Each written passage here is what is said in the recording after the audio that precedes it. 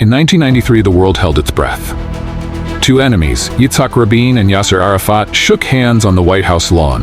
Behind them, US President Bill Clinton smiled, hopeful. Behind the cameras, generations of pain stood still, waiting to believe. This was Oslo, the moment peace felt possible, but peace is fragile. Peace did not begin in Washington, it began in silence. In 1992, as the first intifada raged on and hopes for peace faded, two academics, one Israeli, one Norwegian, proposed an idea that sounded absurd at the time: bring Israelis and Palestinians to the table, in private. Norway became neutral ground. A small, windowless room on the outskirts of Oslo became the birthplace of something that hadn't existed in over 40 years: direct communication. The Israelis sent two negotiators, not diplomats but academics with legal backgrounds. The Palestinians came from the PLO, still considered a terrorist group by Israel at the time. They met not as enemies, but as men willing to speak. No press, no cameras, no official status, only conversation. The meetings were slow, mistrust ran deep. There were walkouts, shouting matches, even tears, but also moments of understanding.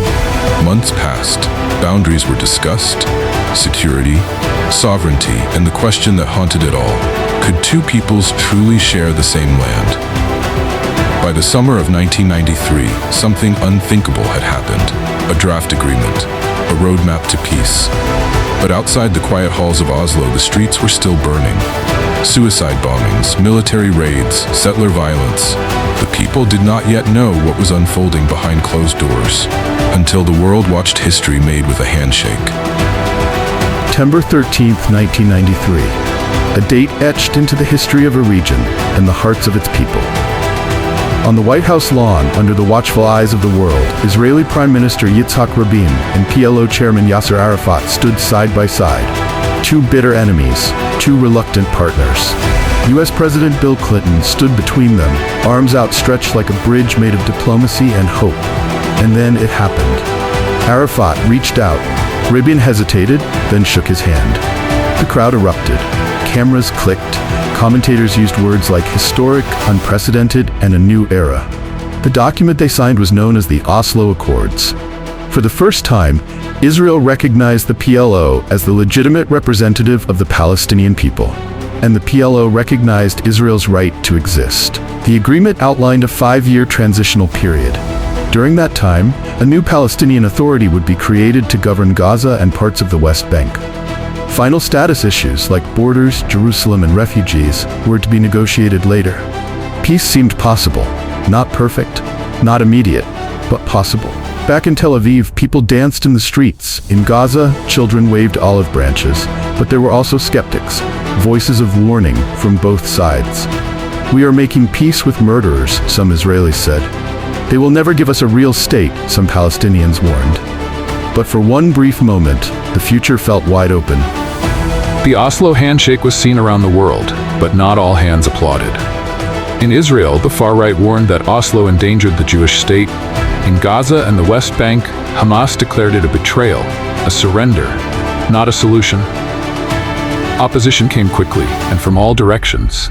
For Palestinians, the Oslo Accords left too much unresolved: the refugees' right to return, the status of East Jerusalem, the existence of Israeli settlements still growing inside their future state. They watched as the occupation continued. Soldiers still patrolled, checkpoints still multiplied. What had changed? For Israelis, peace brought unease. Would the Palestinian Authority truly keep order? Could former enemies be trusted to prevent terror attacks? Within months, Hamas and Islamic Jihad began launching suicide bombings. Their message was clear: Oslo would not bring liberation, only more submission. In turn, Israel tightened its grip: more security, more walls, more suspicion. The very agreement meant to build trust was now deepening mistrust. Meanwhile, extremists on both sides were gaining power. To them, compromise was weakness, and peace was betrayal. Oslo was never meant to solve everything, but few realized how fragile it was, how many forces wanted it to fail. Peace had enemies, and one of them stood in a crowd with a pistol. On November 4, 1995, Prime Minister Yitzhak Rabin stepped off a stage in Tel Aviv. Moments earlier, he had led thousands in singing Shir La Shalom, the song of peace. But as he descended the steps, a young Israeli extremist opened fire. Rabin was rushed to the hospital. He died on the operating table. His killer, Yigal Amir, was not a Palestinian, not a foreign agent. He was a Jewish Israeli, radicalized, religious, and furious at Oslo. To Amir and others like him, Rabin had betrayed the Jewish people by handing land to the enemy. The assassination shocked Israel. Hundreds of thousands mourned in the streets. Around the world, leaders condemned the act. And Bill Clinton, visibly shaken, addressed the world with a simple message: Shalom, Shaver, goodbye, friend. But beyond grief came a vacuum. Rabin had been Oslo's beating heart, its warrior turned peacemaker, and with him gone, the vision of peace began to bleed. His successors lacked his authority, his boldness. Skepticism grew, so did violence. In killing a man, Amir had done what no war or protest had yet done. He stopped the peace process in its tracks. After Rabin's assassination, the ink on Oslo had not yet dried, but the spirit behind it had already begun to fade.